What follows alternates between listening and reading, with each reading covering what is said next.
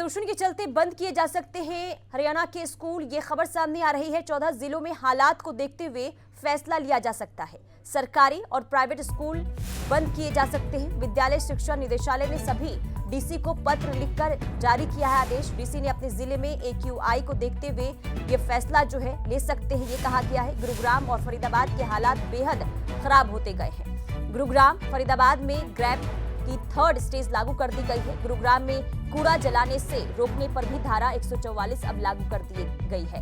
यानी कि एहतियातन के तौर पर देखिए तमाम कोशिश की जा रही ताकि इसका असर स्कूली बच्चों पर भी ना पड़े। और यही वजह है कि खबर ये मिल रही है कि हो सकता है कि जिस तरह से हरियाणा में भी हालात खराब प्रदूषण को लेकर हो रहे हैं, 14 जिलों में स्थिति काफी गंभीर बनी हुई है।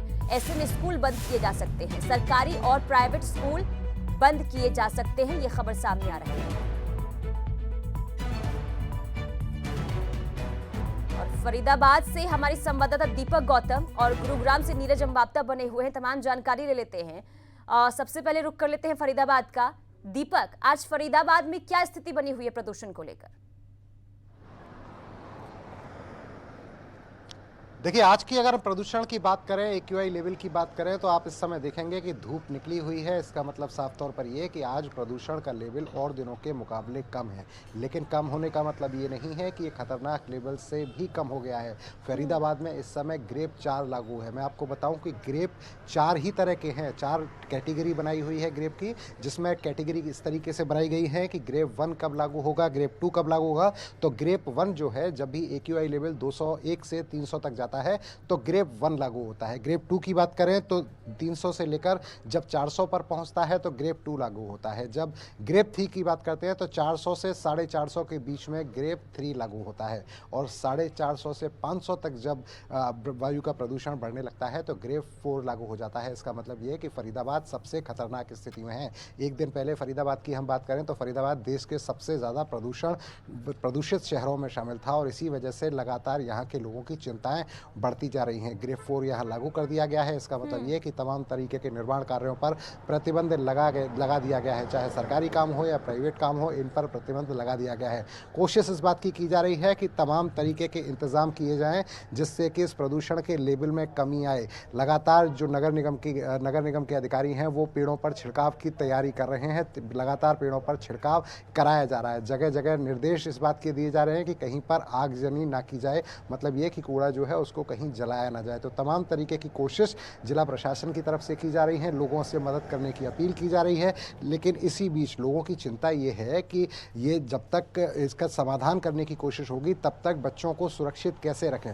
और इसीलिए एक एडवाइजरी जारी की गई, एक हिदायत दी गई कि गुड़गांव और फरीदाबाद समेत तमाम जो स्कूल हैं इनको बंद करने पर विचार कर सकते हैं तमाम जिला उपायुक्त। और इसको लेकर अभी मीटिंगों के दौर जारी हैं। इस पर यह तय किया जाएगा कि क्या इस समय ये स्थिति है कि स्कूलों को बंद कर दिया जाए। चूंकि लगातार एक्सपर्ट्स ये एडवाइस दे रहे हैं कि अगर जिस तरह के हालात बनते हुए नजर आ रहे हैं, जैसे कि गुड़गांव फरीदाबाद में काफ़ी ज़्यादा पॉल्यूशन है, नोएडा में काफ़ी पॉल्यूशन है, दिल्ली में बहुत पॉल्यूशन है, तो दिल्ली सरकार ने तो एहतियातन कदम उठाया और कुछ क्लास तक के बच्चों को ये कह दिया कि आप अपने यहाँ घर पर रहिए, घर पर ऑनलाइन क्लास के माध्यम से पढ़ाई कीजिए। तो अब इंतज़ार इस बात का है कि हरियाणा में इसको लेकर क्या कदम उठाए जाते हैं।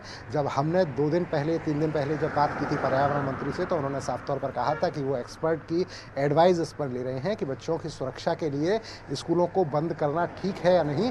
तो फिलहाल की स्थिति है, चूंकि अब लेटर आ गया है, हिदायत एक तरह से आई है कि आप जो जिला उपायुक्त हैं वो ये चेक करें कि उनके स्थिति के हिसाब से वो बंद करने का निर्णय लें स्कूलों को। तो अब से कुछ देर बाद उम्मीद इस बात की कि अब से कुछ देर बाद इस पर मंथन शुरू होगा और जब मंथन शुरू होगा तो इस बात पर फैसला लिया जा सकता है कि स्कूलों को कब बंद होना है, कौन सी क्लासों के स्कूल बंद होने हैं। लेकिन आमतौर पर हमने ये देखा है कि जब भी पॉल्यूशन का लेवल इस तरीके का बढ़ता है तो कुछ एडवाइस जो आमतौर पर प्रिस्क्राइब की जाती हैं वो लगभग इस तरीके से रहती हैं, जैसे कि वर्क फ्रॉम होम करने के लिए कह दिया जाता है। तमाम जो सरकारी और प्राइवेट ऑफिस हैं उनसे कह दिया जाता है कि आप अपने 50% कर्मचारियों के साथ कीजिए और वर्क फ्रॉम होम से काम चलाइए। इसी तरह से स्कूल जो है, स्कूलों को लगातार ये कहा जाता है कि आप स्कूलों को कुछ टाइम के लिए कुछ क्लासों को बंद रखिए और ऑनलाइन क्लासेस की तरीके से काम चलाइए। इसके अलावा और इवन एक बड़ा फैसला होता है कि दिल्ली सरकार कई बार इस बात को कर चुकी है कि जिन इलाकों पर या जिस जगह पर या जिस प्रदेश में बहुत ज़्यादा पॉल्यूशन होता है वहाँ वाहनों को ऑड इवन के आधार पर चलाया जाता है। इस तरह के तमाम फैसले हैं जो कि किए जाते हैं।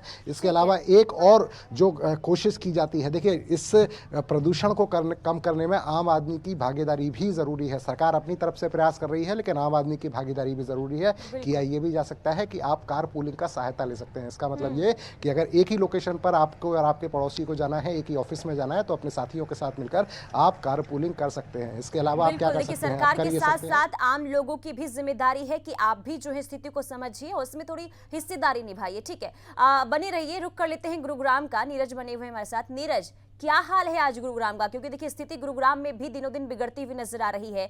ऐसे में एहतियातन के तौर पर क्या कदम उठाए गए हैं और आज क्या स्थिति? जी बिल्कुल, देखिए जिस तरह से पूरे दिल्ली एनसीआर के हालात है, उसी बीच गुरुग्राम के हालात भी लगातार बिगड़ते जा रहे हैं और 400 के पार एक्यूआई का जो लेवल है वो हो चुका है। यानी पूरी जो आबो हवा गुरुग्राम की है वो पूरी तरह से जहरीली हो चुकी है और गगन चुंबती इमारतों को पोल्यूशन की सफ़ेद चादर ने अपने आगोश में ले रखा है, या फिर ये कहे कि पूरे आसमान में पोल्यूशन की सफ़ेद चादर छाई हुई है।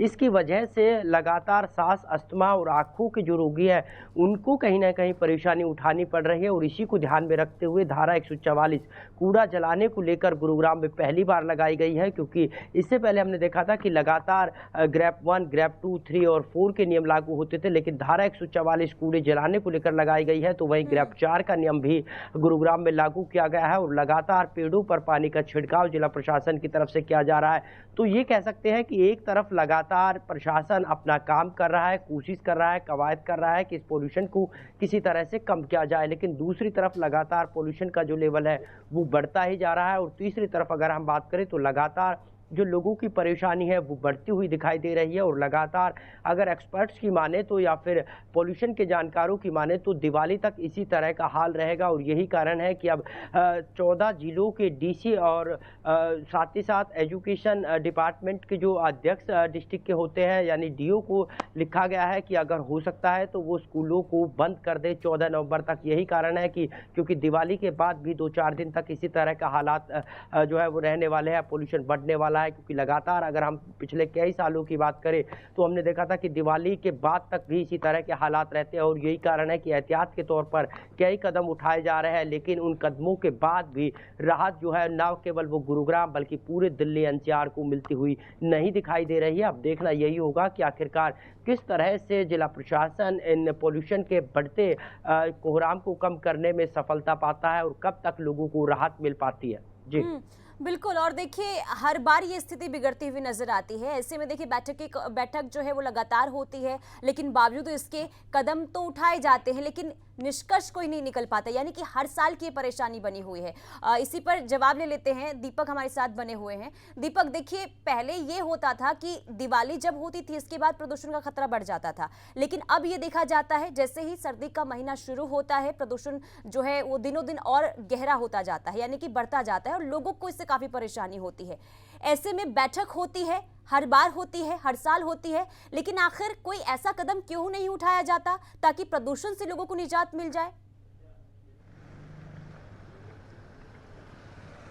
देखिए बिल्कुल बेहद सही सवाल आपने पूछा है और यही सवाल लोगों के दिमाग में है कि ये पॉल्यूशन जो बढ़ा है ना, ये ऐसा नहीं है कि इस बार बढ़ा है पिछली बार नहीं बढ़ा था। अचानक से कोई संकट सरकार के सामने आ गया है, चाहे दिल्ली सरकार की बात करें, चाहे यूपी की बात करें, पंजाब की बात करें या हरियाणा की बात करें। ऐसा नहीं है कि अचानक ये संकट आया है। हर बार सर्दियाँ जब आती हैं तब यही बात होती है। हर बार जो आज कदम उठाए जा रहे हैं यही कदम उठाए जाते हैं और ये पहले से पता होता है कि ये दिक्कत सामने आएगी। लेकिन होता क्या है, होता ये है कि हर बार एक आदमी दूसरे आदमी को टोपी पहनाते हुए नजर आता है। एक सरकार दूसरी सरकार को टोपी पहनाती नजर आती है। पंजाब सरकार हरियाणा पर टोपी पहनाने की कोशिश करती है, उनको जिम्मेदार बताती है। हरियाणा सरकार दिल्ली की बात करती है। तो तमाम तरीके से एक दूसरे को जिम्मेदार ठहराने की कोशिश होती है, लेकिन काम होता हुआ नजर नहीं आता।